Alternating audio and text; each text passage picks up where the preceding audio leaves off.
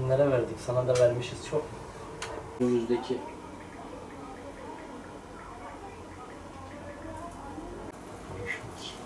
Bu biraz büyük. Geriden koyuyor bakayım, tamam. Buradakilere gelip bakabilirsiniz.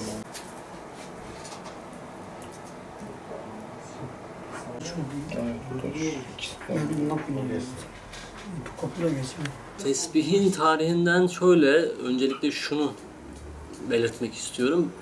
Tesbih en başta bir obje olarak ele alınabilen bir materyal değildi. Tesbih zaten kelime anlamına baktığımız zaman tesbih zikir, anmak, saymak manasında kullanılır. Ama kaç yıldır bu tesbih bir materyale dönüştü.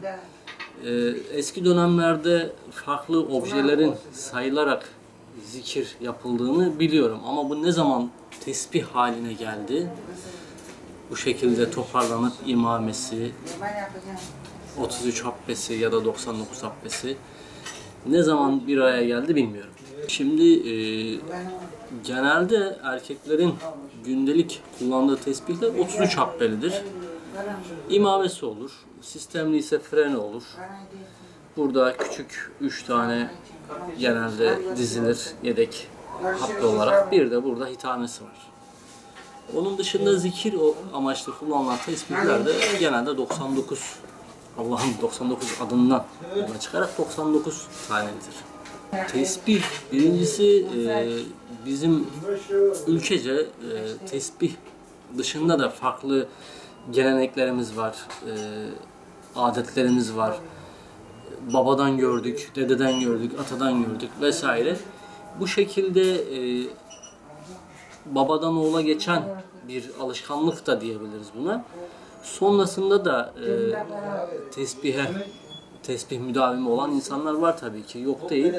Ama genelde atadan gelir bu. Zaten evladiyelik kelimesini biz tesbihte çok kullanırız. Mesela iyi bir tesbih yaptığımız zaman direkt evladiyelik kelimesini kullanırız biz. Bu ne demek? Sen Allah gecinden versin, sen vefat ettiğin zaman tesbihin oğluna kalır. Ondan da belki kendi oğluna kalacak. Böyle bir şey. Şimdi tesbihlerden şundan daha kalitelidir diye ayırırsak yanlış olur. Ben özellikle şunu belirteyim, ben doğal taraftarıyım. Doğal malzemeler benim her zaman öncelikli tercihimdir. Onun dışında şu anda mesela doğal olmayan, piyasada yaygınca bilinen ve tercih edilen ateş ve sıkma kehribarlar var. Son 10 yıldır mesela piyasada insanlar bunu çok beğenerek kullanıyorlar, tercih ediyorlar. Ama dediğim gibi ben doğal taraftarıyım. Kuka olabilir, damla kehribar olabilir. Oltu tesbihimizi çok severim. Yalnız fiyatlandırma politikasında bir sıkıntı var.